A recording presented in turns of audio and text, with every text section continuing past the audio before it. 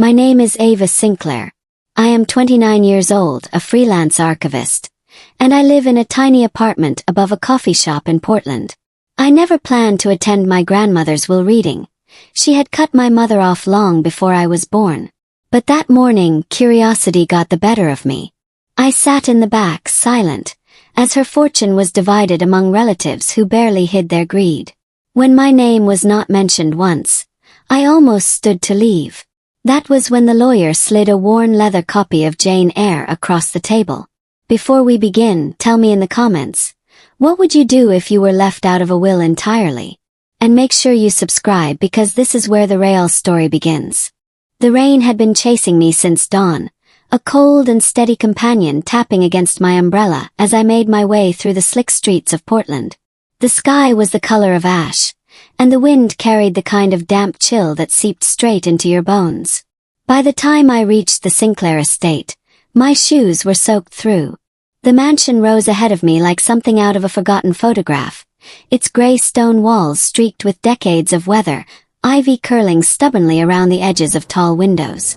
The massive oak door stood shut, its brass knocker dulled by age. I had not stood on these steps since I was 8 years old, a child clutching my mother's hand, too young to understand why the family we were visiting looked at us like we were unwelcome. Now, at 29, I had long since stopped imagining I might one day be welcomed back. My mother had been cut off from the family before I was born, and any mention of the Sinclairs came laced with bitterness. She rarely spoke of the argument that caused the break, only that it had been final. That the Sinclair name was a door that, once shut, would never open again. Still, when the letter arrived 2 weeks ago, embossed with the Sinclair crest and summoning me to the reading of my grandmother's will, curiosity won out over reason.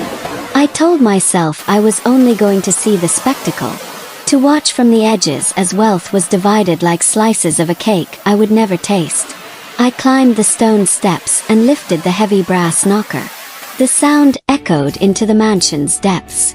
When the door swung open, a butler I didn't recognize greeted me with a polite nod.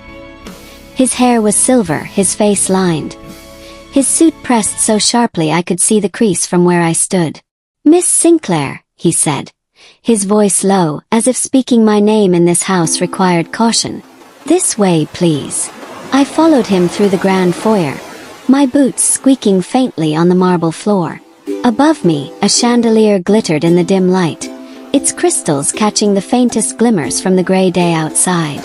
Portraits of stern-faced ancestors lined the walls, their oil-painted eyes following me as I walked. We entered a long drawing room where the will reading was already underway. The air was warm but carried a faint scent of dust and old wood polish. Heavy velvet curtains framed the tall windows, muting the sound of rain outside. My aunts and uncles sat in high-backed chairs arranged in a half-circle around a polished mahogany table. They looked exactly as I remembered, though older of course, dressed in tailored suits and elegant dresses that spoke of money not just owned but displayed. Their conversations hushed when I entered, replaced by glances exchanged over jeweled glasses and pearl necklaces. I was not one of them, and my presence was a disruption they could not quite ignore. I took a seat near the back, on a smaller, less ornate chair that had clearly been brought in for overflow seating. The butler slipped out without a sound. At the head of the room stood the lawyer, a tall, spare man with silver hair and a voice as smooth as glass. A single lamp illuminated the stack of papers before him. His expression did not change as he continued reading, but his tone was deliberate, each word measured like the steps of a procession. The names rolled out one by one, each followed by the item or sum bequeathed. A sprawling estate on the coast, a collection of rare art, portfolios of stocks, antique jewelry, trust funds so large I could barely wrap my mind around them. Each name drew murmurs of satisfaction from its recipient, the air thickening with quiet triumph. The room seemed to tighten with every announcement, the space between me and the others filled with an invisible wall. My name did not come. I felt no surprise, only the strange confirmation of something I had expected all along. My mother's exile had been final. There would be no exceptions made for me. Still, hearing the absence aloud left a faint ache in my chest. When the last name was read, the lawyer paused. "This concludes the formal reading," he said, his gaze sweeping the room. I gathered my bag from the floor, ready to leave before the polite small talk began. But then, "Miss Sinclair," my head snapped up. His voice was softer now, carrying something I could not quite place. Every eye in the room turned toward me. My fingers tightened on the strap of my bag. "Yes," I said, my voice quieter than I intended. He bent slightly and reached beneath the table. When he straightened, he held an object wrapped in a piece of soft linen. With care, he set it on the table and pulled the cloth away. It was a book. The cover was dark brown leather, cracked along the spine. The gold lettering was faded but still readable. Jane Eyre.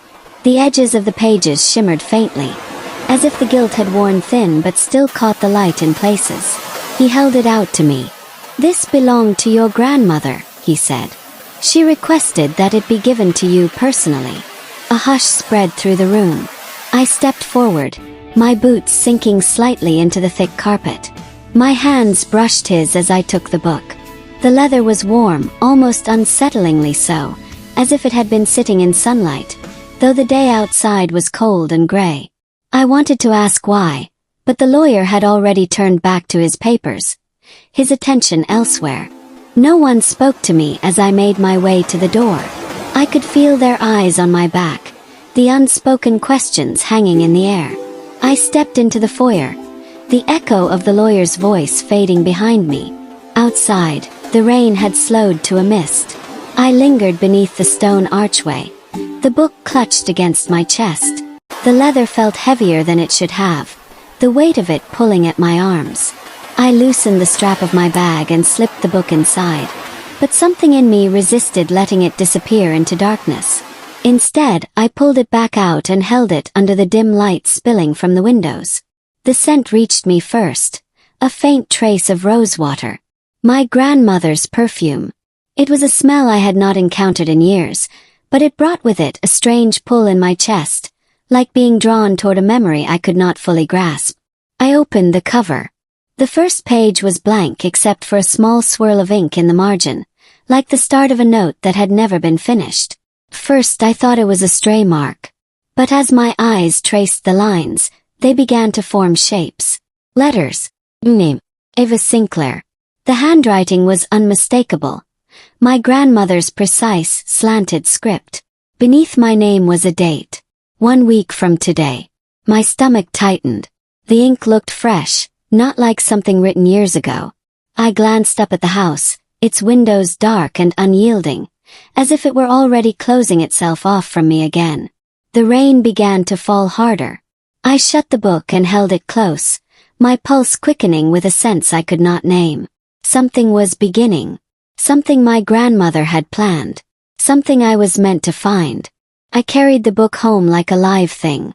The rain was a thin veil by the time I reached my building, lingering on the neon sign above the coffee shop downstairs. Steam fogged the windows and the smell of sugar and espresso drifted up the stairwell as I climbed. My apartment door stuck for a heartbeat, then gave with a sigh. Inside, the small space felt warmer than usual, as if the book had brought heat with it. I set Jane Eyre on the kitchen table and turned on the lamp. The amber bulb cast a circle of light over the leather, and the gold letters flickered like a pulse. I made tea, more for the motion than the taste, and sat with the cup cradled in both hands, watching the book as if it might make the first move. My work had trained me to start gently. I was an archivist by trade, and I handled brittle diaries and fading photographs with a respect that bordered on reverence. I washed my hands, then returned to the table, slid the book toward me, and opened it to the first page. There it was again. My name, written in the narrow margin, the ink clean and precise. Beneath it the date, 1 week from today. The handwriting was my grandmother's. The tilt of the letters. The subtle flourish on the S of Sinclair. I knew it with the certainty one recognizes a face from childhood. I turned the page. No annotations on the title sheet. Nothing on the dedication. But when I reached the first chapter, my breath caught. Along the right margin, beside the opening paragraph, a thin line of letters climbed the page. Not random notes. An acrostic, each letter positioned at careful intervals. Leave the house by dusk. I read it twice, my chest tight. I looked at the window. The sky outside had deepened into a charcoal blue. Dusk tonight would be in minutes. I felt a quick flare of confusion. The date on the first page clearly pointed to a week from now. This instruction felt like now. The tension between those messages pressed on my ribs. I turned another page. A sliver of paper slid loose and drifted to the table. It was a strip cut from an envelope, embossed with a Sinclair crest and a tiny inked arrow. The arrow pointed to a page number written on the back. I flipped to it and found another neat line of letters angled against the printed text. Do not tell them. Them was a word with a wide mouth. Could swallow a family whole. I moved through the chapter slowly, tracing the margins with my eyes, piecing together more fragments. Phrases revealed themselves like stepping stones. Wait where she first made you kneel. Bring nothing you cannot carry. Trust no one who touches the pearls. The last one snagged at a memory that was more texture than picture. Pearls. White and heavy in my small palm. I was 8 and standing in a room with red wallpaper while my grandmother fastened a necklace around my neck. The pearls had felt cool at first, then warm as if learning me. She had told me to kneel to tie my shoe. I had lowered onto the Persian rug and watched the light catch on the pearls while she hummed a tune I have never been able to name. I looked up from the page, my heart beating faster. A room with red wallpaper. Where she first made you kneel. The library in the mansion had red walls. Not a true library, more of a reading room, but everyone called it that. It was where they displayed the first editions and the family Bibles, and the rugs were thick enough to hide small objects forever. I checked the window again. Dusk had started to creep along the rooftops, shadows gathering like spilled ink. I clasped the book and stood. I did not bother with dinner. I locked the door behind me and went back down the stairs, the bell above the coffee shop doors chiming as someone left with a bag of pastries. By the time I reached the Sinclair estate, the rain had sharpened into a fine silver thread. The mansion's front lamps glowed. The drive was empty. The will reading had ended hours ago and the family had scattered to wherever they retreated to count their winnings. I did not knock this time. I walked the side path, past the hedges trimmed into clipped obedience, and around to the service door I remembered from childhood. The handle was familiar, a wide metal bar that once seemed too high for my reach. I tried it. It opened with a low, surprised creak. The hallway inside smelled like lemon oil and starch. The lights were low. My steps on the tile felt too loud and too soft at once. I walked past the pantry and the back stairs and the procession of closed doors until the hall widened and the house opened into itself. Shadows of the chandelier crystals trembled on the walls. The library's door stood ajar. The red wallpaper caught the light in a way that made it seem to breathe. I paused on the threshold listening. No footsteps, no voices, only the hush of a house that had learned to keep its secrets. I crossed the rug to the center of the room and knelt. The motion came easily, like slipping into a shape my body still knew. I lowered my hand to the nap of the rug and felt the old softness. The scent of dust and leather rose with it, a fragrance that was almost sweet. I took Jane Eyre from my bag and laid it open on the floor. The lamp on the side table threw a soft circle of light over the pages. I turned to the place where the acrostic had told me to return. Under the 4th paragraph of the 2nd chapter, a series of dots and short dashes marched along the margin like footprints. Simple code. I counted silently and translated. Left of the fireplace. 1 shelf up. 3rd book. Push. I rose and went to the hearth. The stone was cool under my fingers. The shelves to the left were filled with old volumes bound in greens and browns. I counted up 1 shelf, scanned the spines, and found the 3rd book. It was a history of maritime trade in the Pacific Northwest, the title worn to a blur. I wrapped my fingers around the spine and pressed. Nothing moved. I tried again, pressing harder. Still nothing. My pulse crept into my throat. I slid the book part way out and peered behind it. A tiny brass pin protruded from the backboard, almost invisible unless you knew where to look. I pressed the pin instead. Something clicked behind the shelves. A panel eased out the thickness of a finger. I pressed my palm to it. The panel drifted inward on a quiet hinge, revealing a narrow compartment. Inside lay a small velvet pouch and a folded card. I took both and closed the panel. The click as it sealed back into place sounded like a secret nod. I set the pouch and card on the table. The card bore my name on the outside.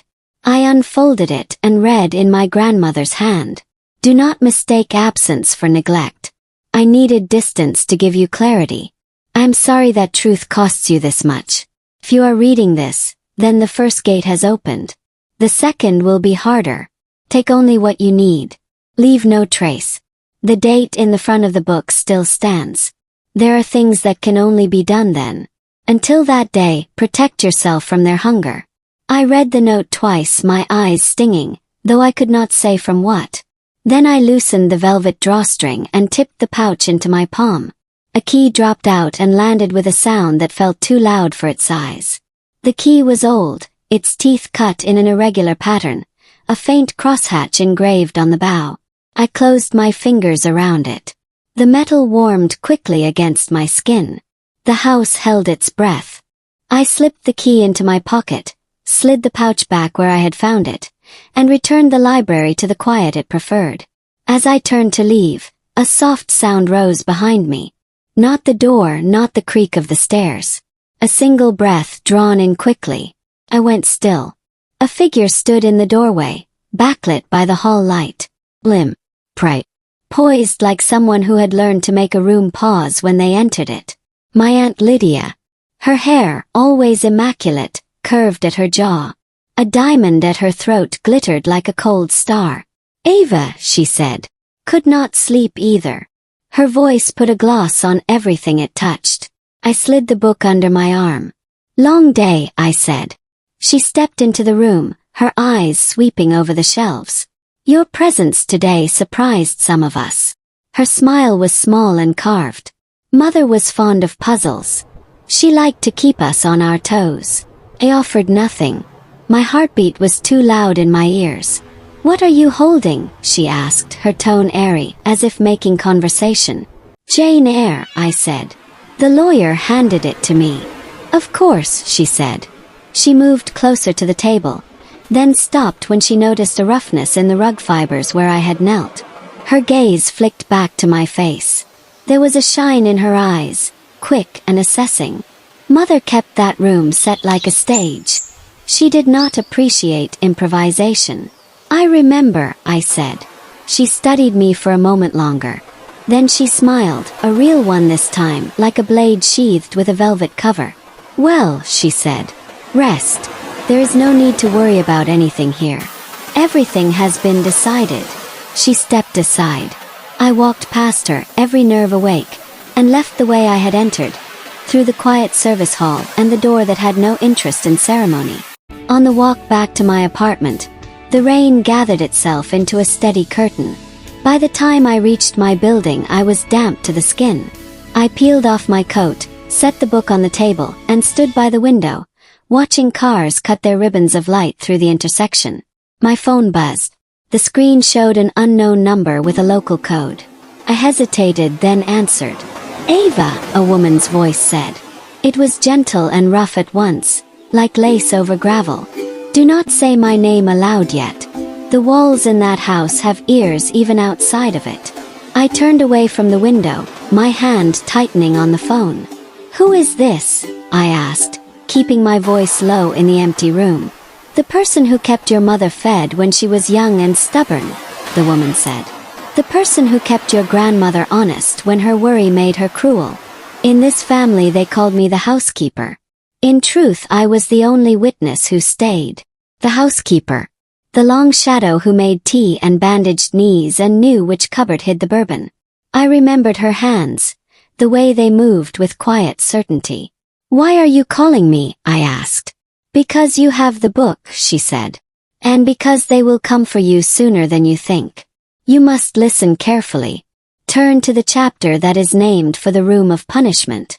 Read only the first letter of every third line. Do not read the rest or it will grid your sight with fear. The room of punishment. My mind moved through the story, a path I had walked more than once. The red room. I laid the phone on speaker and opened the book. My fingers trembling, I found the chapter and traced the lines as she instructed. The first letter of every third line. The message rose from the text like a wire lifted out of water. Do not wait a week for the first move. The date stands for the public act. The private act is tonight. I left you one pearl. It will open what the key cannot. My head lifted. A pearl, I said. In your mother's old room, the housekeeper said. Behind the loose baseboard under the window. She hid things there when she was a girl and she made me promise never to tell. I am telling you now because promises must bend for the living. Go before dawn. The staff sleeps on the east side and the cameras in that corridor are dead from a storm last winter. No one remembers to fix what does not serve a trophy. How do you know the cameras are down? I asked. Because I am the one who reset the panel after the storm, she said. And because I refuse to remind them. The house keeps secrets for those who respect it. I breathed out slowly. Will you meet me there? I asked. No, she said. If I am seen on that side of the house at this hour, they will know the reason. I am useful to you only if I remain invisible. But I will light a lamp in the north corridor window if I see anyone coming. The line went quiet except for the faint hum of distance. Why are you helping me? I asked. Because your grandmother asked me to, she said. And because I remember the day you knelt on the library rug while she tied your shoe and told you that you carried the best part of her with you. I believed her then.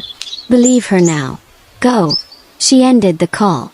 The room felt different after her voice left it. I moved with new purpose. I put on a dry sweater, laced my boots, tucked the key into my pocket, and slipped the book into my bag. The clock on the oven whispered toward midnight. The streets glistened as I crossed them. The city muted under the hush of wet weather. I kept to the edges of light. At the estate wall, I found the small gate in the hedges where deliveries used to arrive. It was still latched with a simple hook. I lifted it free and stepped through. The back garden lay dark and sleek. I followed the path along the hedge, then cut across the lawn, keeping low near the stand of firs. My grandmother had loved these trees, had told me once that their roots knit the ground together, and that a person deserved a home that did the same. The service door yielded the way it had before. The hallway breathed its lemon scent around me.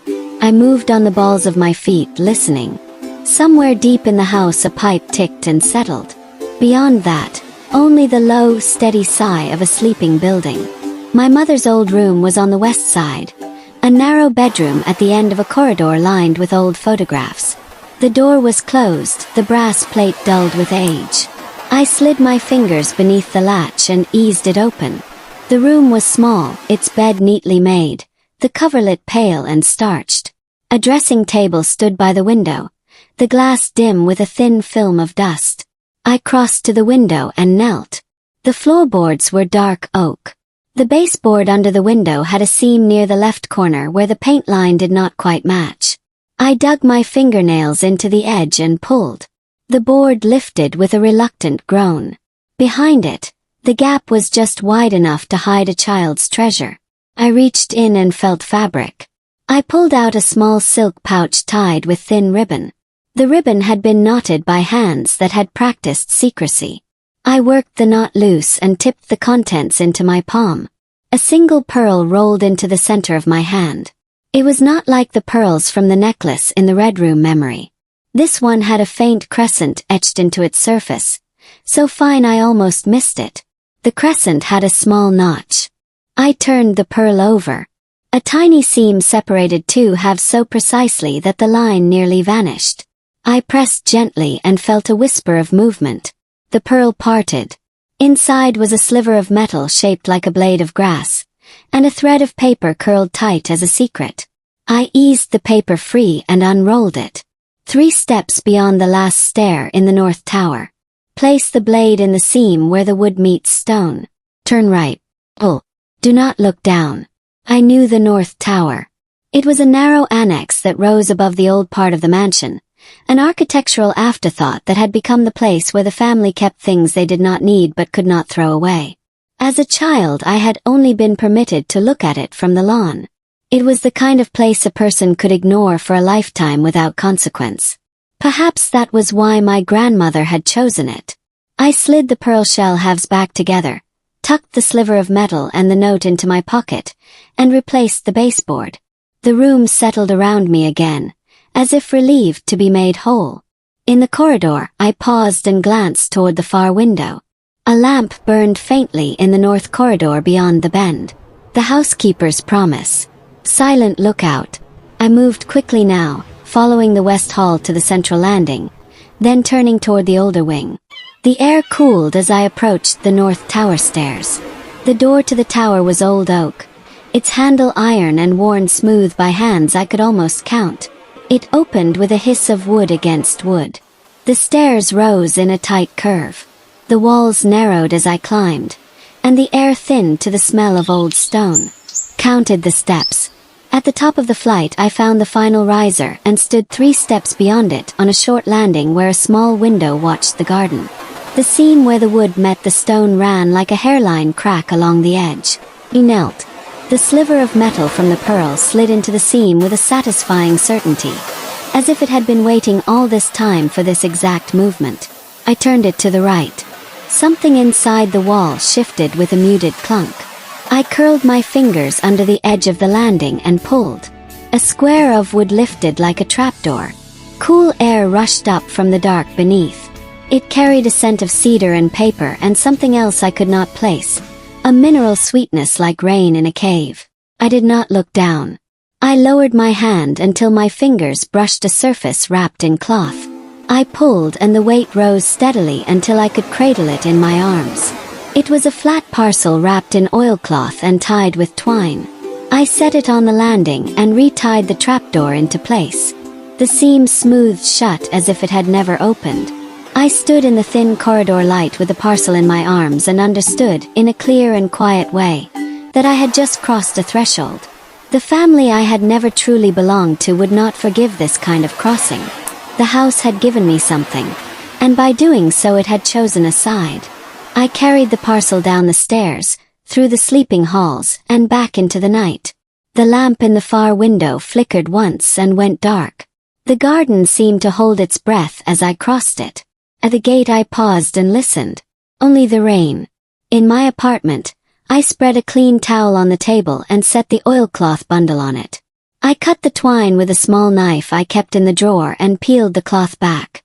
Inside lay a ledger bound in cracked black leather, and a stack of letters tied with faded blue ribbon.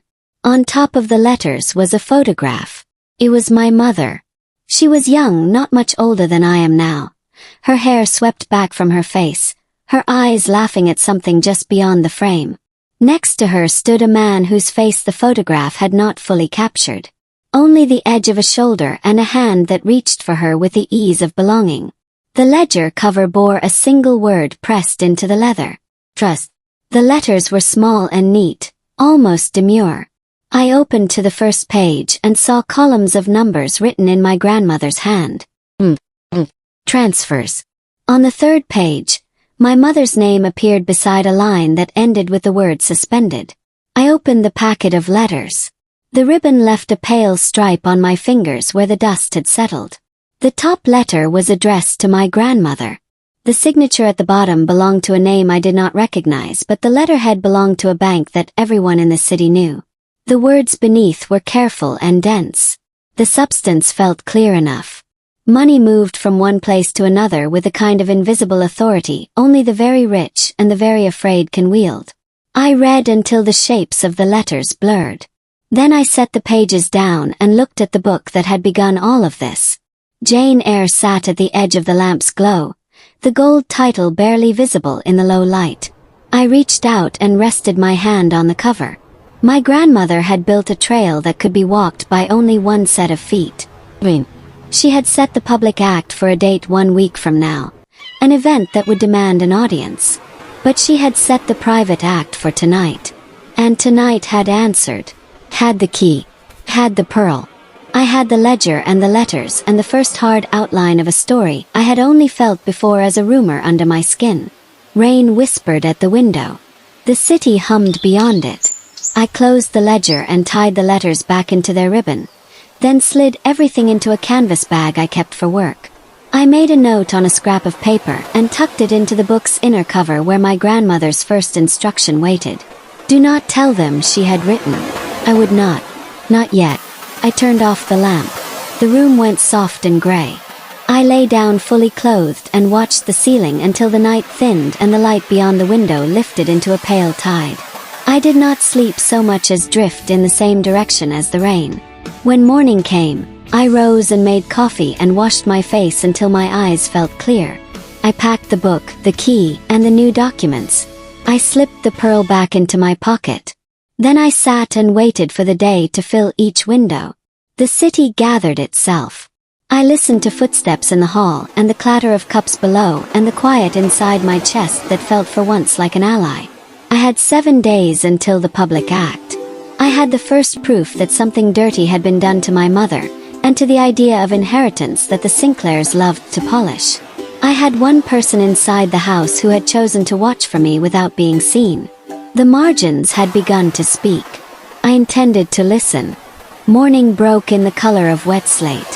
Steam from the coffee below my apartment curled into the stairwell as I slipped out, the canvas bag heavy at my side. I walked until the city stretched into its older bones, blocks of brick and stone pressed close like old friends. I needed a place to sit where no one would think to look for me, and where a person could watch both the door and the street without seeming to. The kind of place a housekeeper might already know. There was a diner near the river that opened early for port workers and night nurses. The bell above the door rang like a small memory, and the air inside was a friendly fog of bacon and dish soap.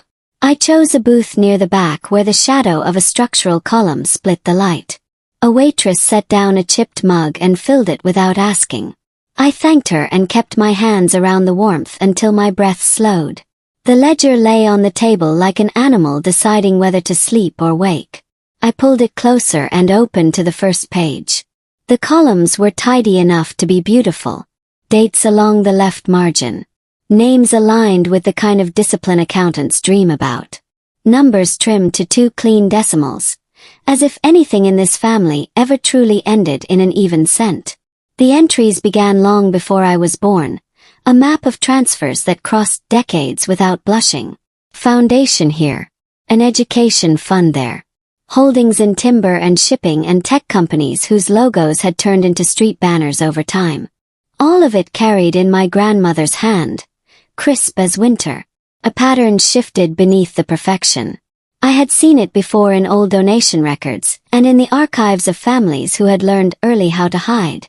One column held a code I did not recognize at first. 2 letters, then 3 numbers repeated alongside certain names. When the code appeared, the next line always moved money out of a trust and into a separate account with no label. It was a note to the future written by a person who knew she would not be around to explain it. My grandmother had left breadcrumbs that looked like bookkeeping. Under my mother's name, the code appeared 3 times. Next to the last, the word suspended waited like a hand held up in traffic. The amount in that row was not just large. It was the kind of number that changes who a person is allowed to be. Suspended, then nothing. No closure. No return. I turned the page. The code appeared beside other names from the family, but the number of appearances varied. Some had 1. Some had 2. No one else had 3. My mother had been meant to receive something more than a tidy ribbon of guilt money. Instead, she had been cut off. The ledger did not show where the cut landed. It was a sentence with the subject missing. The doorbell rang. I looked up through the reflection in the window. A woman stepped inside wearing a navy coat and a knit hat the color of steel. She shook rain from her sleeves and scanned the room without moving her head. Her eyes settled on me with the quick recognition of someone who has learned to memorize while pretending not to. She approached and slid into the booth without waiting to be invited. She set her bag on the seat beside her and laid a pair of thin gloves on the table to dry. Up close, the years in her face were a map of a life spent in service to a house and its people. Hands cut by work and softened again by care. A mouth that knew when to keep shut and when to become a blade. Her eyes were the thing that did not match the rest. They were bright as river water under sun. "You kept your voice low last night," she said, as if we were mid-conversation. "But that is a habit you should not break." He nodded. "Thank you for the lamp," I said. "I have lit worse beacons in that place," she said. She glanced at the ledger. "If you're going to read that here, you will need to choose a page that gives nothing away to anyone glancing over shoulder." I folded the ledger to show a page from before my mother was born. The dates looked sleepy and harmless. The waitress refilled my mug and set down a plate of toast without pausing for a decision. The housekeeper waited until the waitress left and then slid a napkin across to me. On it she wrote the code I had noticed. 2 letters. 3 numbers. Her pencil paused over the last digit as if it wished to become something else.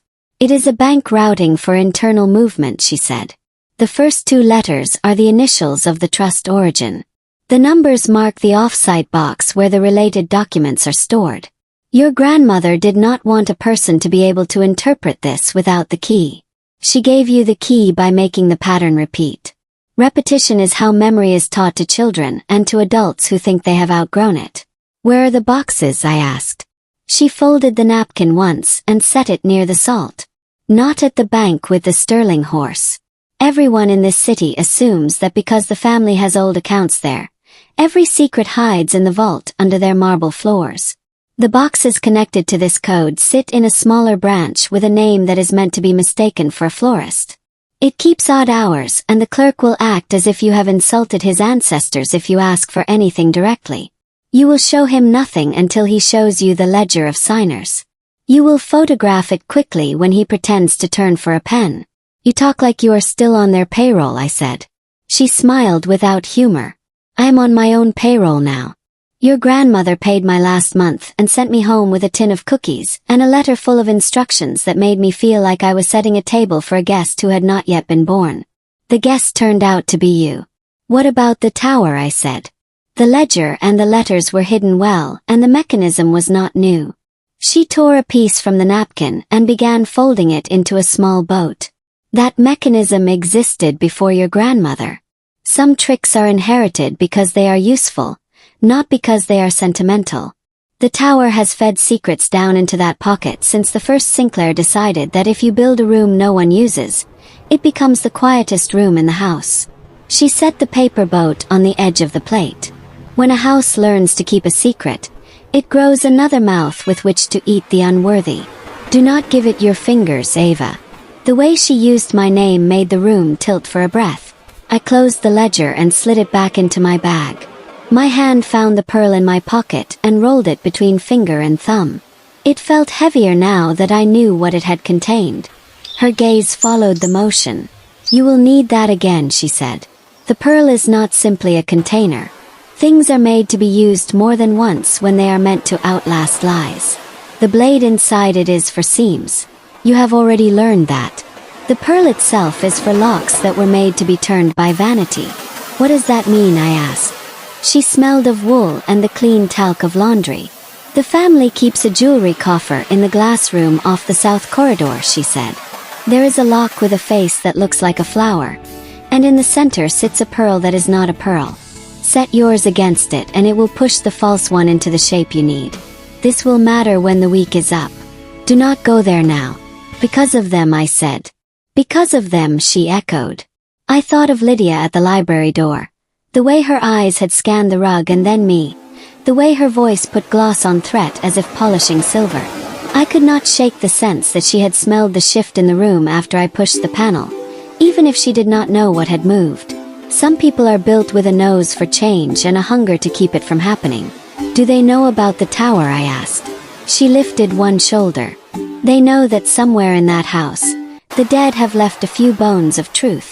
They do not know how to find them unless the truth is foolish enough to ring a bell." "You did not ring a bell. But you must keep walking as if the floor is glass." When they look down, they should see only their own reflection. The toast grew cold between us. Outside, a truck rolled past with chains on its tires singing over the wet street. I felt the day turning beneath my feet, a grind I could almost hear if I held my breath. "What happened to my mother?" I said. Her eyes softened, then steadied again. "Not everything should be said at once," she replied. "Your grandmother believed in proofs gathered by the hands that need them. Look at the letters tonight. Build a list of names. Cross them with the ledger.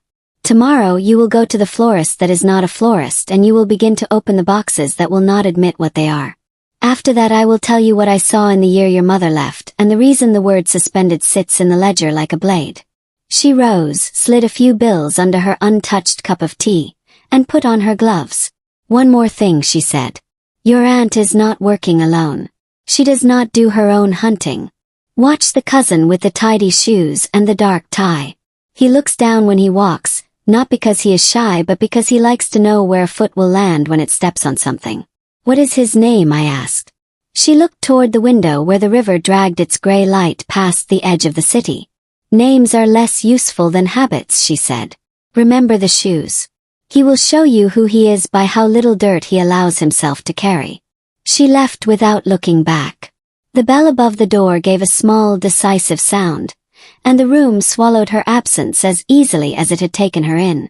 I sat for a long moment with the mug in my hands, the heat gone and the taste bitter, and thought about the way the morning had begun to open its teeth around me. By noon I was back in my apartment. I closed the blinds and cleared the table.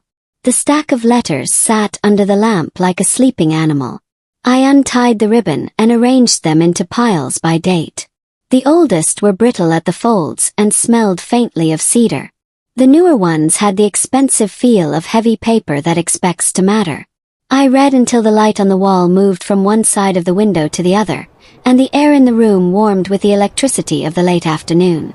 Names rose and repeated. A firm whose office lived in a building with a red stone arch and a lobby lined with plants that never died.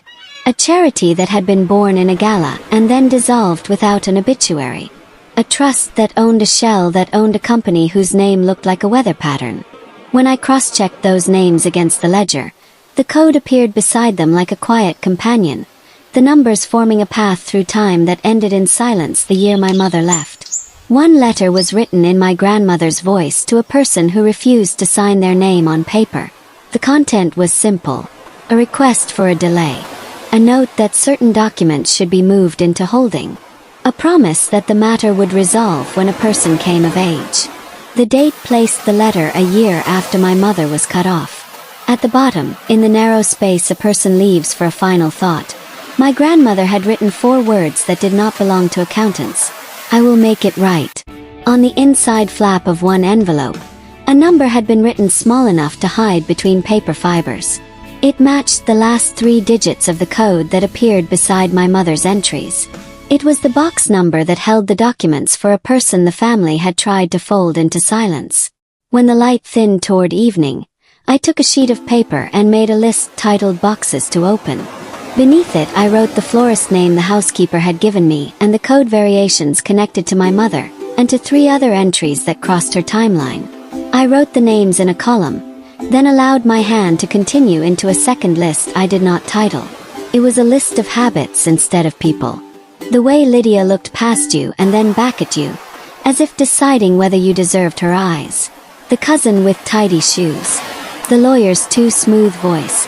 A river over stones that had been worn by the same current for years. The butler's care with my name at the door. The way the book had felt warm when it should not have been. Night set on the windows like a coat hung neatly on its hook. I cooked rice and ate it standing by the sink, then washed the bowl and listened to the small clean clink as it met the other dishes in the rack. The apartment grew quiet. I felt the quiet settle inside me, and for a moment it felt like rest. Then footsteps sounded in the hallway and paused outside my door. A shadow touched the crack under the threshold. The handle turned a fraction then stopped. A breath, a lengthening of silence, the sense of someone measuring the shape of the lock.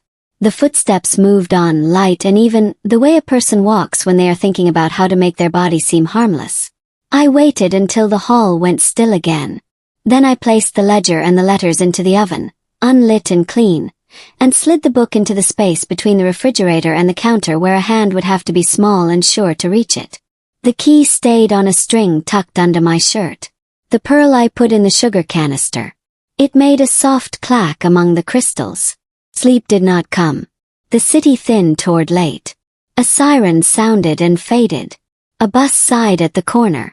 Rain returned like a thought a person tries to set aside and cannot. I lay on the couch rather than the bed, my shoes near the door, my coat ready on the chair. When the clock on the stove stepped through the small hours and into the edge of morning, I rose and dressed and left before the first commuters pulled the day over their heads. The florist that is not a florist sat on a narrow street lined with antique shops and cafes that did not open until 10. Its window held a display of silk peonies arranged with such precise care that they looked like a secret about to be told. A bell chimed as I entered. The air carried a faint medicinal scent that did not belong to flowers. The man behind the counter glanced up from a ledger that was not as tidy as mine. His dark tie was knotted so neatly it could have been printed on. His shoes were clean enough to mark him as a man who did not so much walk as place his feet. I remembered the housekeeper's warning about the cousin.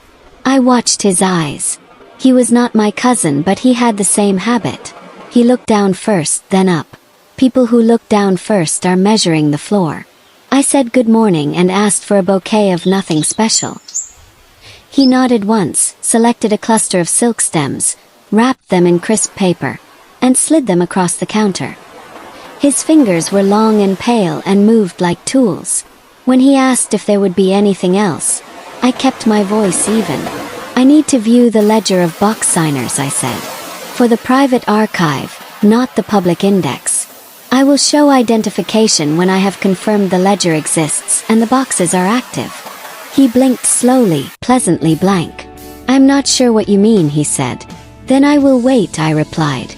Please let me know when the person who is sure returns. He held my gaze for a beat, then disappeared behind a curtain with a kind of efficiency that pretends to be reluctance. I counted to 20. He returned carrying a narrow book bound in green cloth. He set it down and opened it with 2 fingertips as if reluctant to smudge the air above it.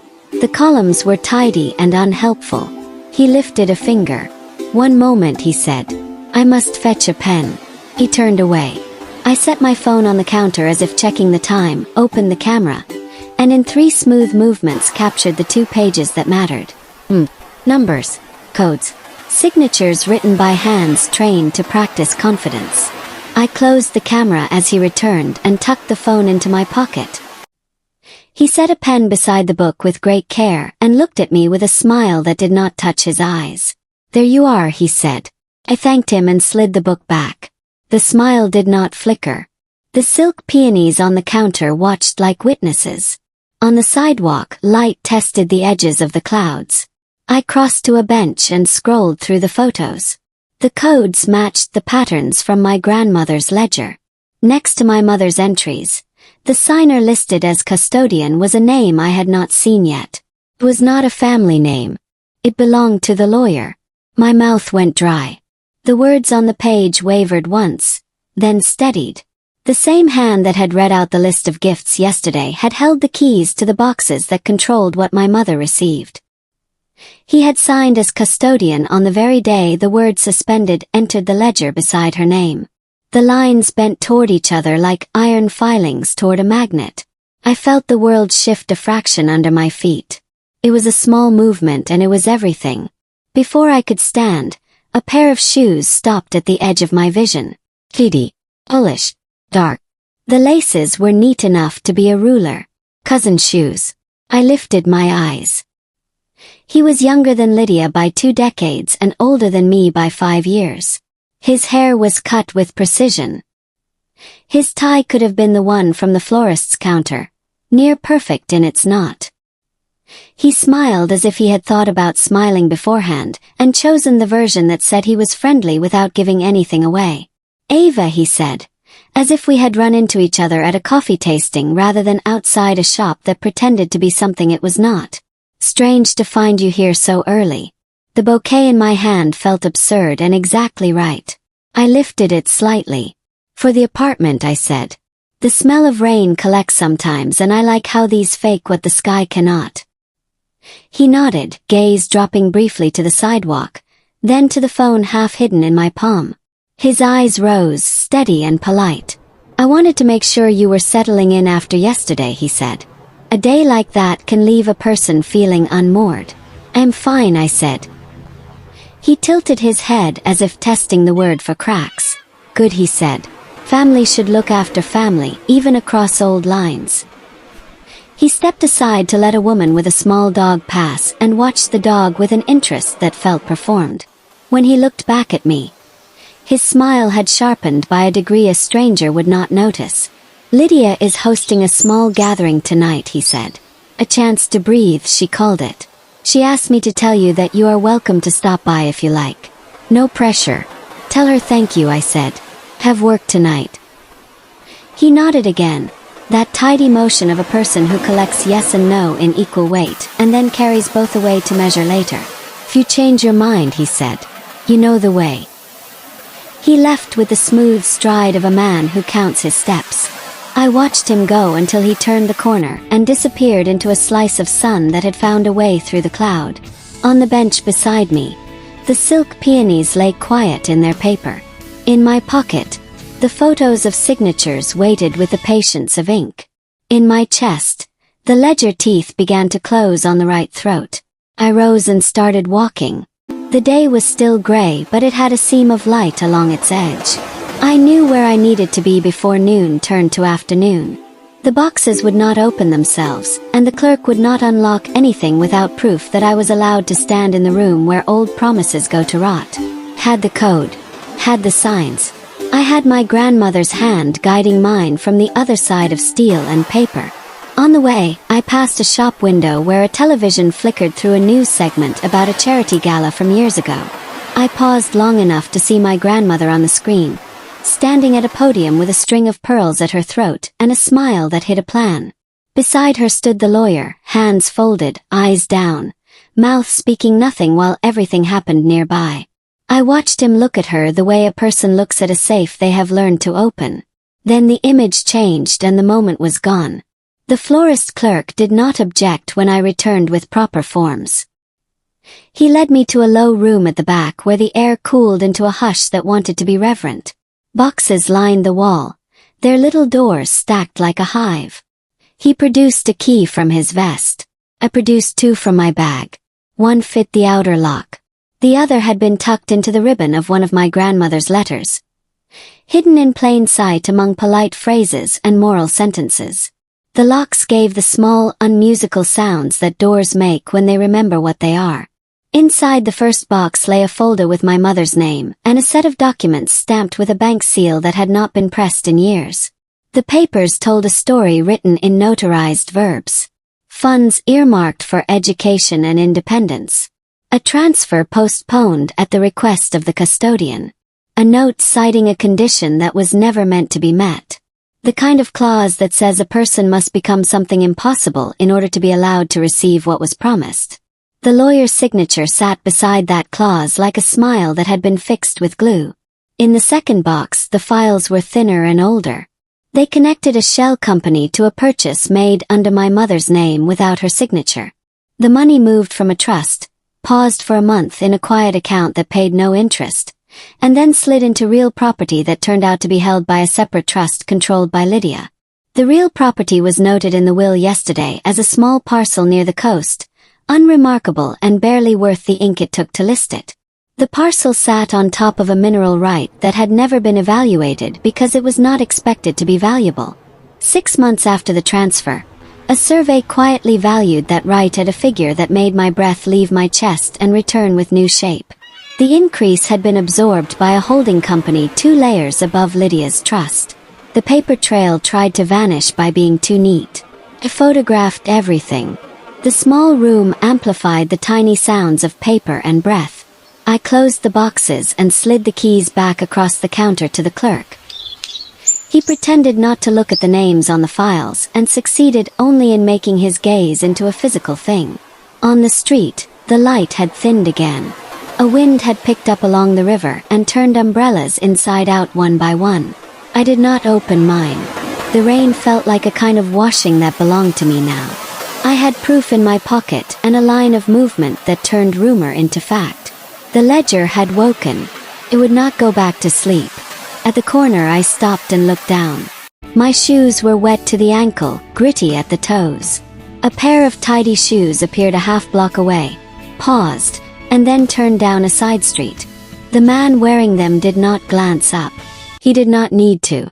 People who look down first believe the ground will always tell them what they need to know. He was wrong. Some truths rise from the side. Some slide in from above. Some speak from the margins. I went home by a different route and climbed the back stairs. The coffee shop air met me like a cloak. I locked my door and laid the photos on the table in order. The key waited under my shirt and warmed to my skin. The pearl shifted in the sugar like a small moon learning its orbit. On the inner cover of Jane Eyre, my grandmother's first message still held its quiet stance. Do not tell them. The date still stood where she had placed it. The public act would begin in 6 days. The private acts had begun already. The balance would tilt again before the end of the day. I felt it in my wrists and in the old bones of the house even from this small distance. Somewhere inside that mansion, a person with tidy shoes was reporting what he did not see, and a woman with a diamond at her throat was dialing a number that would never go to voicemail when she called. Somewhere else, a woman who had spent her life keeping rooms set in perfect order was sitting by a window with a lamp and a cup that had gone cold, watching for a signal only the two of us would recognize. The rain paused by nightfall, leaving the city washed to a dull gleam. From my kitchen window, the Sinclair estate was only a silhouette against the western sky, its roofline jagged with chimneys and the dark hump of the north tower. In the half-light, the tower's upper window looked like a blind eye. I had not called the housekeeper since our meeting at the diner. We had agreed that calls were risky. Better to wait for a signal from her. She would light the lamp in the north corridor if it was safe to move, if there was a path in the house where eyes were looking elsewhere. The lamp meant 2 things. The corridor was clear, and I was expected. By 8 o'clock, I had nearly convinced myself the day would pass without the signal. Then the light appeared. A low, warm glow spilled from the north-facing window. A beacon pressed into the gloom. I stood by the window until my tea went cold. There was no message, no knock. The lamp itself was the message. I dressed in dark clothes, tied my hair back, and slipped the key on its cord over my head. The pearl went into my pocket, the ledger and documents into my canvas bag. I left the apartment through the back stairs, moving through alleys until the streetlights grew fewer and the hedges of the Sinclair grounds rose ahead. The side gate yielded with its quiet hook latch. The garden smelled of wet cedar. I kept to the shadow of the hedge until I reached the service door, then slid inside. The house was not silent. It never was, but the noises were low, softened by layers of wood and carpet. Somewhere far off, water whispered through a pipe. Clock ticked 3 rooms away. The air smelled faintly of the lemon polish used in the East Hall. I crossed the service corridor, my steps careful. The north corridor lay ahead, its runner carpet swallowing sound. At the far end, a tall narrow window looked out on the garden. Beside it, the lamp glowed on a table crowded with books. The housekeeper stood with her back to me, dusting the spines as if she were any other servant at the end of a day. She did not turn when I reached her. "You came," she said quietly. "You lit the lamp." "That means the drawing room is full," she said. "They've gathered for a brandy tasting, which is to say, they're gossiping and measuring each other's worth by the level in the decanter." Her tone was calm, but her hands moved quickly over the books, straightening, shifting. "Follow me," she said, and walked to the end of the hall. A narrow stairwell rose there, steep and tight, its wood darkened by years of polish. We climbed without speaking. At the top was a door I had never seen. It was narrow, painted the same color as the wall, with no knob. The housekeeper pressed her palm to the paneling beside it, found a hidden latch, and pushed. The door swung inward into a small, dim room. "This was the governess's quarters," she said.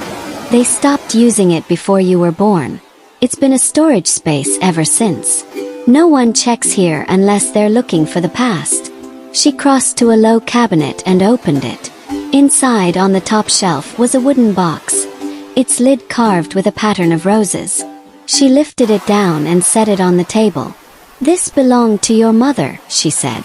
"She hid it here before she left. Your grandmother asked me to keep it safe, but not to open it. That condition ends tonight." The box was locked with a small brass clasp. I reached into my pocket for the pearl. Its cool surface warmed quickly in my hand. The crescent notch caught the light from the lamp. I pressed the pearl to the clasp, fitting the crescent into a shallow groove I had not noticed before. Soft click answered. The clasp opened. Inside, on a bed of faded silk, lay a string of pearls, real ones, their surface luminous. But between the larger pearls were smaller, darker beads of carved wood, each etched with a tiny mark. Alongside the necklace was a folded envelope, the paper yellowed. I opened the envelope. Inside was a letter, written in my mother's handwriting. "Eva, if you are reading this, the house has already told you some of the truth, but not all. The people who raised me loved the Sinclair name more than they loved me. They measured my worth by what I could do for that name, by how I could carry it forward without question. When I began to ask the wrong questions about money, about land, about the things hidden in the books, they decided I no longer belonged. I left to save myself. The necklace you hold is more than it looks. The wooden beads are marked with a code your grandmother understood. She said it would lead to what they took from me. She wanted me to wait, but I could not. I didn't have you yet to make me patient. Now it's your turn. Follow the marks. But know this, when you get close they will try to stop you. They will not care that you are blood. They never did. Mother." I read the letter twice, my chest tight. The housekeeper watched me quietly. "She knew," I said. "She knew enough to get out before they finished what they'd started," the housekeeper replied. "The beads are older than your mother. Your grandmother had them as a girl. I suspect they mark places in this house where things were hidden and then hidden again." I lifted the necklace. The wooden beads were smooth under my fingers, the carvings shallow but precise. Numbers, I realized. Each bead carried a different one.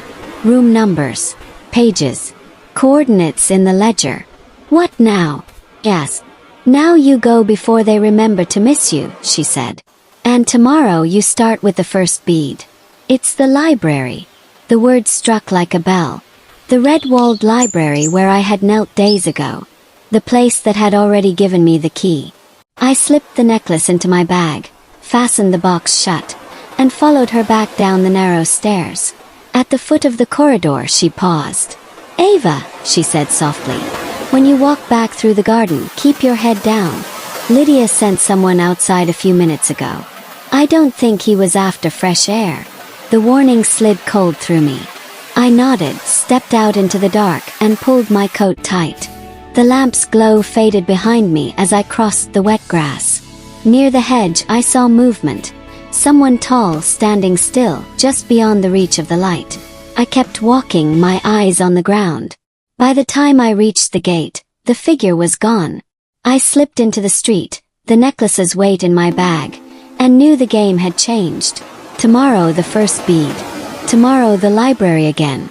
The night carried me home like a closed fist. The rain had begun again, soft enough to seem harmless, but steady enough to blur the lamps along the street. In my bag, the wooden box bumped lightly against the canvas, the necklace inside shifting with each step. I could feel the shape of the first bead in my mind before I even reached my apartment. Its carved number, its place in the sequence, the promise in my mother's letter. Upstairs I locked the door twice. The coffee shop below was closing for the night, chairs lifted onto tables, a broom dragging over tile. I sat at my kitchen table, laid out the necklace, and turned the first bead between my fingers. It bore the number 7. The carving was deliberate, the edges softened by time. I rolled the necklace forward and found the next, 21, then 4, then 19. The sequence didn't match a date, but it felt like something I should know. I wrote the numbers on paper. 7 to 21, 4 to 19. I glanced at Jane Eyre on the counter. Page numbers. Chapter numbers. My archivist's instinct went first to books, but my grandmother didn't leave only one kind of code. She liked things that could live in multiple places at once. When I opened the book to page 7, the word in the 7th line was library. Coincidence, maybe. But my pulse quickened. The housekeeper had said it outright. Start with the library. I spent the rest of the night mapping possibilities. Page numbers, shelf coordinates. Perhaps even a cipher from the Dewey System my grandmother had flirted with during her obsession with cataloging the Sinclair collection. Each theory kept circling back to the same room. By morning I was certain.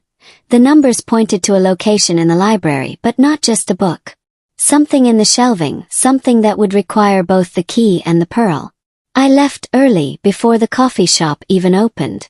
The streets were slick, the city slowed to wake.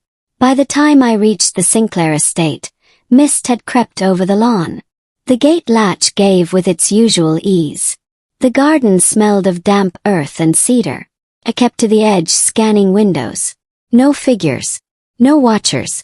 I slipped in through the service door. The library's door stood closed. I eased it open, my breath caught in my throat.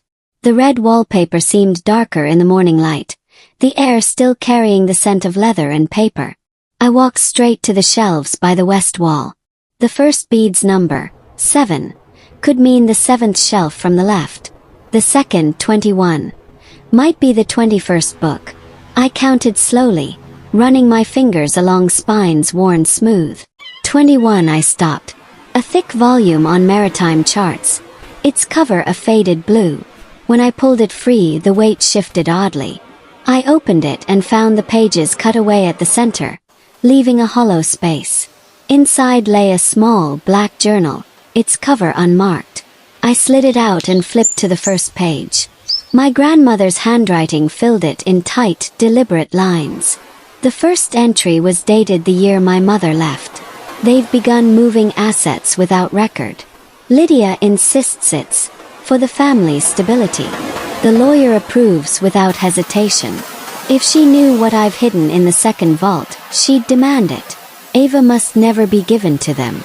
She must be given the means to choose. I turned the pages. Each entry was a fragment. Dates, amounts, names. Some matched the ledger. Others were new, hidden transactions. But one line stopped me cold. The key alone will open the vault.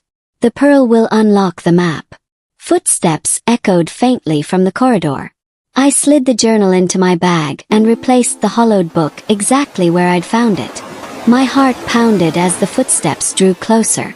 The door opened. Lydia stepped inside, her diamond catching the light. "Well," she said, her gaze moving over the shelves to me.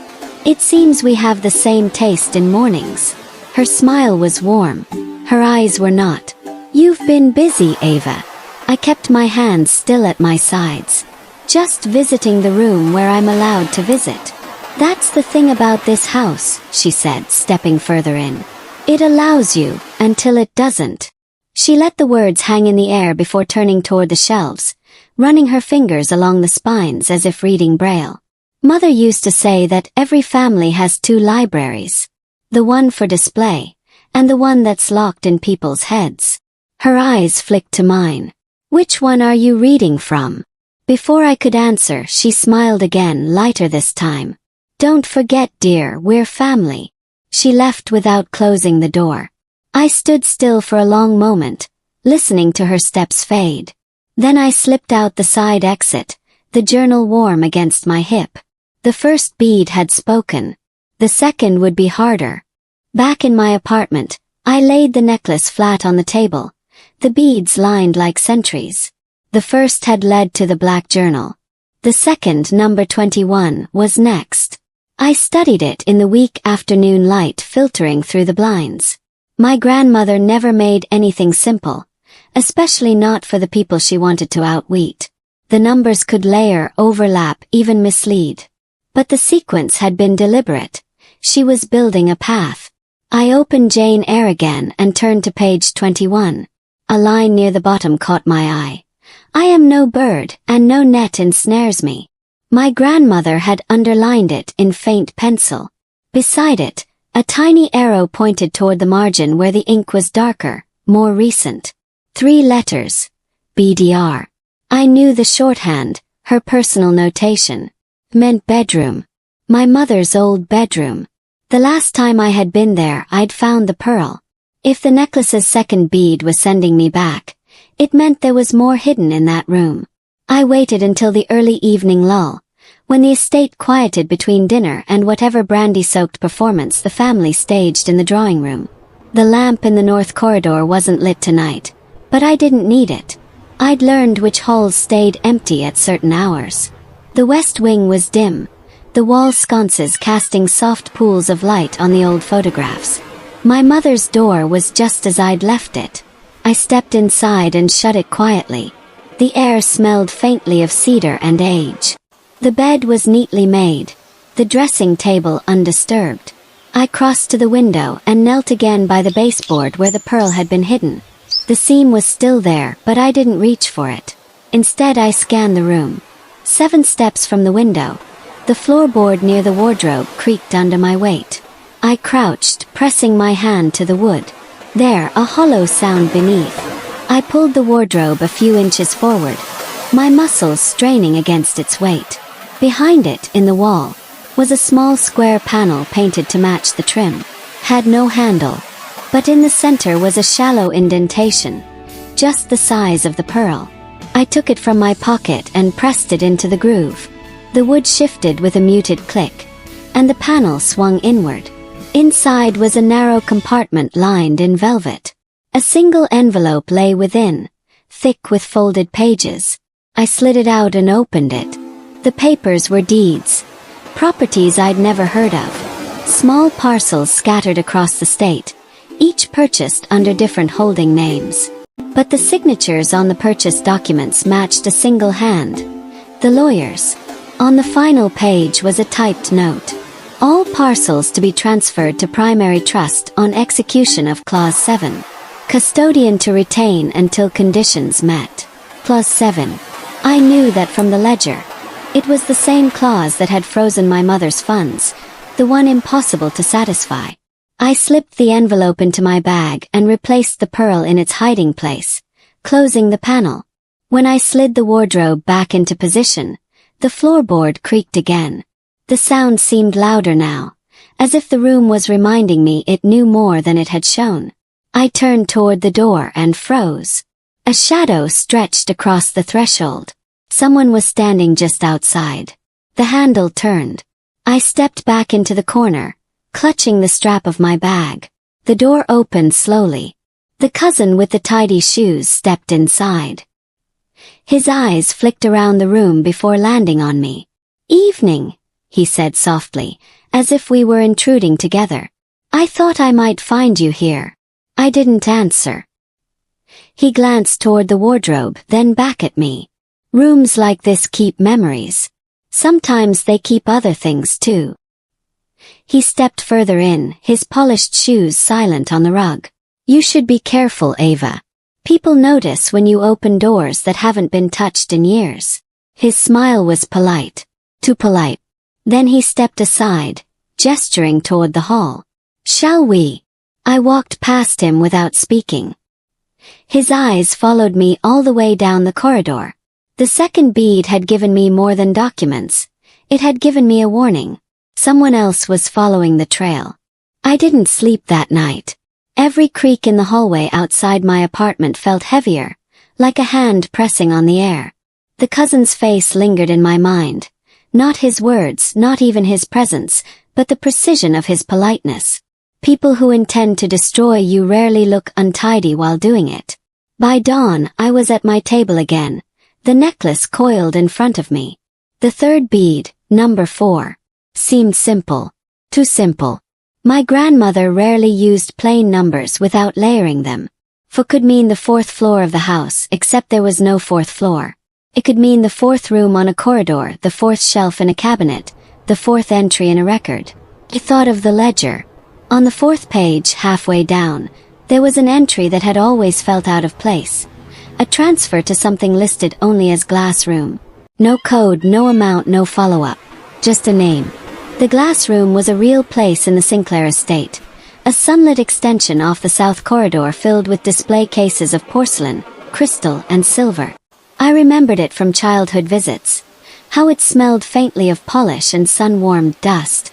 It was the kind of room you admired from the doorway but didn't dare enter without an escort.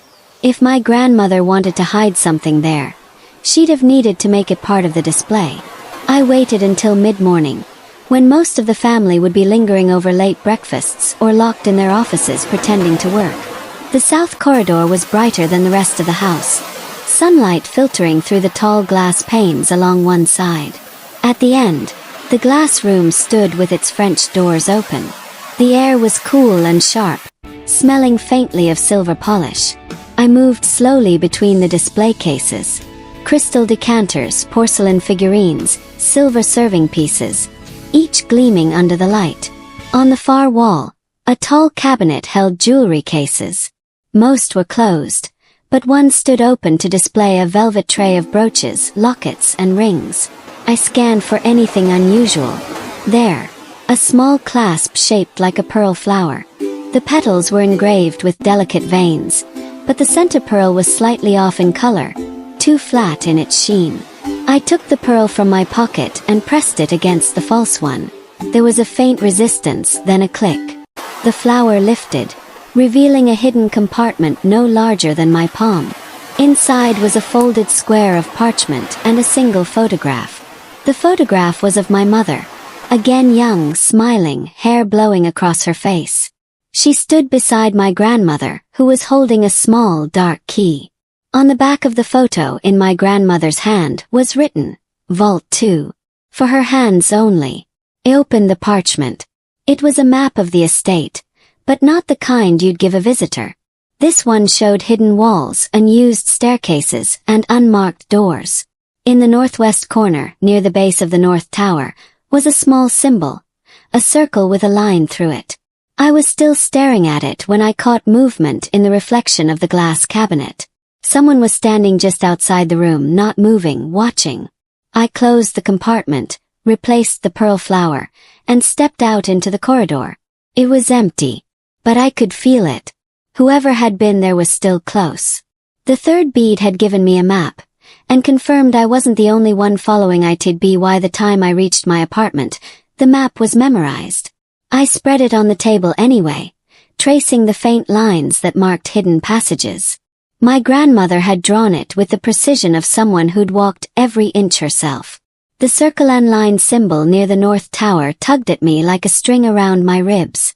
The fourth bead, number 19, lay heavy between my fingers. It was carved deeper than the others, the grooves worn smooth from handling.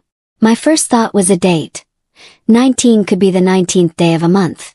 But in the context of the map, it landed on a number scribbled beside one of the unmarked doors. Door 19. The map showed it on the second floor, tucked into a narrow stretch of wall in the northwest wing. No room was marked behind it, just a faint crosshatch that could mean storage, or something my grandmother didn't want named outright. I waited until after sunset to move. The Sinclair estate was easier to enter now. The staff was thinning out for the night, and the family was in the dining room, a cluster of silver light and murmured voices. The northwest wing was colder than the rest of the house. The sconces here were dim, some bulbs long burned out. The carpet muffled my steps as I counted doors. 16, 17, 18. It was painted the same dull cream as the walls, no handle, just a faint seam. I pressed my ear to it. Nothing. From my bag I pulled the key. It didn't fit into a lock, there wasn't one. But when I ran it along the seam, I felt a notch, small and deliberate. The key slid in as if it belonged there. I turned it. A click echoed inside the wall, and the door eased open an inch. Cold air spilled out, sharp with the smell of stone and something older. The space inside was narrow, the walls lined with shelves. It wasn't storage, it was an archive. Boxes, ledgers, envelopes, all stacked in careful order. The The kind of place where the family's real history lived, away from public eyes and legal obligations. I stepped inside and closed the door behind me. On the middle shelf was a long, flat box with a strip of masking tape across it. Written in my grandmother's hand. Clause 7, Originals. I pulled it down and set it on a low table. Inside were documents, each in a plastic sleeve. The first was the original trust agreement that had named my mother as heir to a series of holdings, before the amendment that suspended her rights. The second was the amendment itself, signed by the lawyer, Lydia, and 2 other relatives whose names I recognized only from whispered stories. At the back was a small notebook. My grandmother's handwriting filled it. Notes from meetings, overheard conversations, even lists of who had been in the room when decisions were made. One entry read, "Lydia intends to sell the coastal parcel after transfer. Doesn't know about the mineral survey. Will bury funds in holding company through cousin's account. Lawyer to facilitate. Must lock this trail before they do." The trail was here. All of it. I was still reading when I heard it. A sound like fabric brushing the wall outside. Then a slow, deliberate turn of the key in the seam. Someone was opening the door. I grabbed the notebook, slid it into my bag, and moved to the farthest corner. The shelves pressed close on either side. The door opened just wide enough for a shadow to slip in. A man's voice spoke, low and certain. "You're not as invisible as you think, Ava." It was the cousin with the tidy shoes. And now, he was between me and the only way out. The space inside door 19 was narrow enough that I could hear his breathing. Low. Controlled. The kind of breath a person keeps steady when they want you to know they're not afraid. I stepped sideways until my back pressed against the cold stone of the wall, my bag tight against my hip. His shadow blocked most of the light from the hall. The polished tips of his shoes stopped just inside the threshold. "You've been busy," he said. "The library. The glass room. Now here. Do you think no one notices?" "I'm just looking," I said, keeping my voice even. "That's the problem," he replied. "Looking leads to finding. And finding leads to talking. And in this family, talking is the same as betrayal." He stepped forward, just enough for me to see his eyes in the dim light. Sharp, calculating, not a hint of warmth. "You're carrying something," he said. His gaze dropped to my bag. "Hand it over, and maybe I'll believe you didn't mean to stumble into the wrong part of the house." I shifted my stance so the bag was against the wall. "If this is the wrong part of the house, why do you know exactly where to find me?" The corner of his mouth tightened. "Because Lydia doesn't like surprises. And you've become one." He reached for the bag. I stepped back, bumping the shelf behind me. The top box wobbled, its edge hanging just over the lip. I glanced at it and then at him. He noticed. "Don't," he said. I knocked it anyway. The box fell, spilling papers across the narrow floor. As he bent instinctively to grab them, I slipped past, sliding sideways through the gap between his shoulder and the doorframe. He spun, but the door was already swinging closed. I jammed the key into the seam from my side and turned it hard. The click echoed like a lock sealing a vault. He hit the door once, flat-palmed. Not hard. Just enough to make sure I knew he wasn't trapped. Merely waiting for another opportunity. I didn't wait to hear more. I moved fast down the corridor, past the cold sconces, through the dim hall that led toward the central stairs. My breath stayed shallow until I reached the warmth of the East Hall, where the family portraits stared down like silent judges. In my apartment, I locked the door and set the bag on the table. The notebook was still there, its cover worn smooth. I opened to the last page and found a single line written in my grandmother's hand. "If you've made it here, the vault will open to you.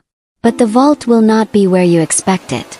I stared at the words, the rhythm of my pulse matching the rain outside. The vault. The one from the photograph in the glass room.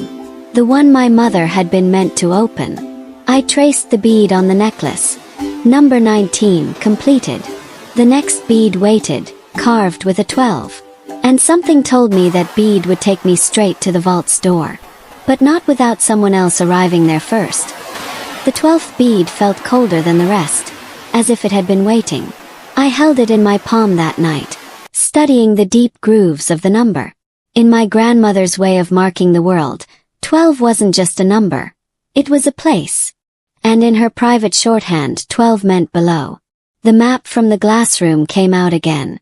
My eyes traced the faint lines at the bottom edge, near where the kitchen's root cellar had been drawn. A thin, unlabeled stair dropped from that cellar into a space beneath the north wing. No name. No function. Just a black square in the foundations. I knew where the vault was. By midnight, the estate was in the kind of silence that's never pure. Pipes ticking, the faint hum of the old boiler, the distant sway of a curtain in a draft. I crossed the garden under a moonless sky, my breath misting in the air. The service door opened without a sound, the smell of lemon polish greeting me like a reminder of the housekeeper's steady hands. The kitchen was empty, its long counters shadowed. I slipped through to the cellar stairs and descended into the smell of stone and earth. The air grew colder with each step. At the far wall of the cellar, behind a row of stacked crates, was a door so old its wood had gone silver gray. It had no knob, only an iron plate with a circular depression in the center. I reached into my pocket and took out the pearl. The crescent notch fit perfectly into the depression. A faint click shivered through the wood, followed by the low groan of a mechanism waking after years of stillness. The door eased open into blackness. I stepped inside. The vault wasn't what I expected. There were no steel walls or blinking locks. It was a stone chamber, the air dry and heavy. Along the far wall stood a single cabinet, waist high, its surface bare except for a keyhole shaped exactly like the one on the cord around my neck. I slid the key in and turned. The cabinet's front fell open to reveal a set of shallow drawers. Inside, wrapped in layers of cloth, were stacks of documents. I unwrapped the first bundle and felt the weight of it. Not paper but title deeds, share certificates, bearer bonds. All clean, all legal, all worth more than I could imagine. At the back of the drawer was an envelope addressed in my grandmother's hand. I opened it and began to read. Eva. If this finds you, then you've followed the path I laid. You now hold what they have spent decades trying to control. This is the true Sinclair inheritance. Assets kept outside the reach of those who would use them to feed their own greed. Your mother was meant to have them, but the others moved too quickly. I took them back before they could finish the theft. These are yours. Use them as you see fit, but do not announce them. Let them think they've won. And when the time comes, make sure they learn otherwise. I stood there for a long time, the words echoing in my head. When I finally left, I locked the cabinet, replaced the pearl, and closed the old door behind me. By the time I crossed the garden, the first pale thread of dawn was unwinding in the east. Inside my apartment, I set the envelope on the table, the deeds and bonds stacked beside it. The necklace lay coiled next to them, its beads dark and silent. The trail was finished. But my grandmother's last line was still in my hand. Let them think they've won. The public act, the will's final reckoning, was still hours away. By tonight, the family would learn the truth, and they would never see it coming.